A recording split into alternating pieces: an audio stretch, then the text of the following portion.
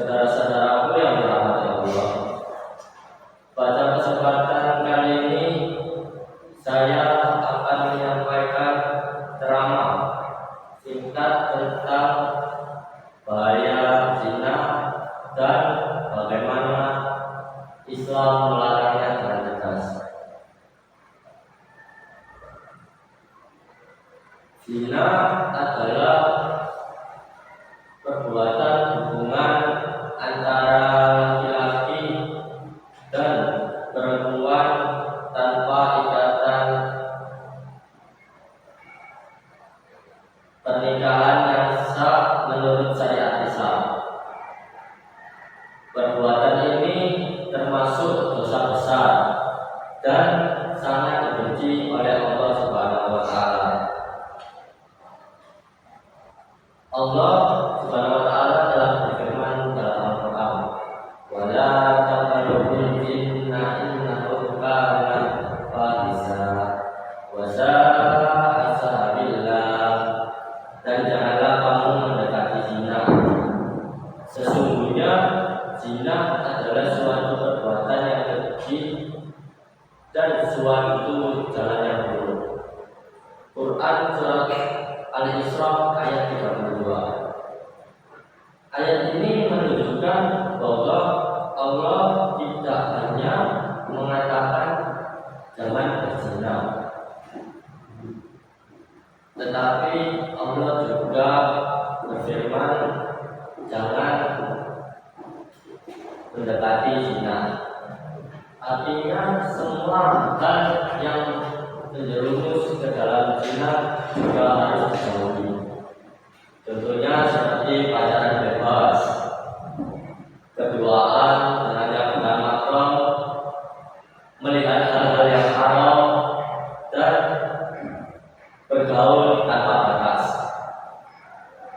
Mengapa zina sangat berbahaya? Karena zina dapat merusak kehormatan diri, masa depan kita, nama baik keluarga, bahkan merusak tatanan masyarakat. Banyak kasus kehamilan di luar nikah, anak-anak terlantar, penyakit menular, hingga rusaknya mental generasi muda. Semua itu adalah dampak dari zina. Rasulullah Shallallahu Alaihi Wasallam juga bersabda, "La yasni ajani, la yasni wallahu mu'min." Tidaklah seorang berzina ketika dalam keadaan yang berzina, melainkan dia sedang tidak beriman. Hadis riwayat Bukhari dan Muslim. Hadis ini menunjukkan bahwa ketika seseorang melakukan zina, imannya sedang sangat lemah. Artinya zina bisa merusak dan menghilangkan cahaya iman dalam hati seseorang. Hadirin yang dirahmati Allah, di zaman sekarang godaan zina sangatlah besar. Contohnya dari media sosial tersebut, tontonan dan pergaulan bebas bisa menjadi pintu menuju perbuatan tersebut. Maka kita sebagai generasi muda harus menjadi penjaga diri. Beberapa cara menjaga diri agar terhindar dari zina yaitu yang pertama, menjaga pandangan, karena zina seringkali dimulai dari mata. Yang kedua, menjaga pergaulan. Jangan berduaan dengan yang bukan mahram. Yang ketiga, mendekatkan diri kepada Allah dengan cara sholat, berzikir, dan membaca Al-Quran.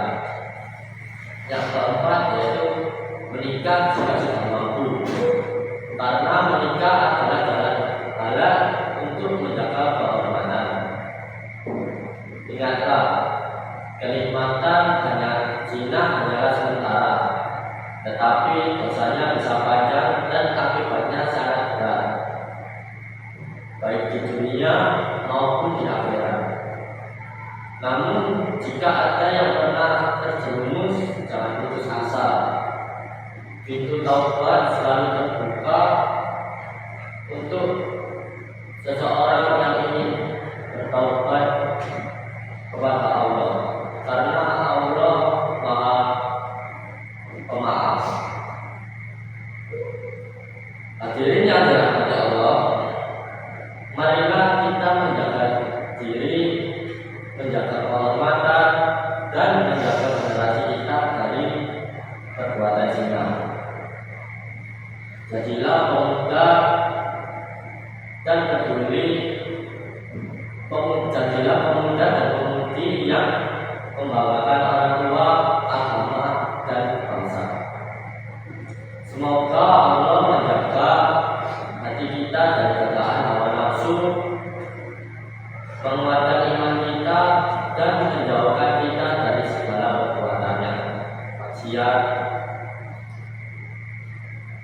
Akhir kata, jika ada kesalahan dalam penyampaian, itu datang dari kekurangan saya pribadi, dan yang benar adalah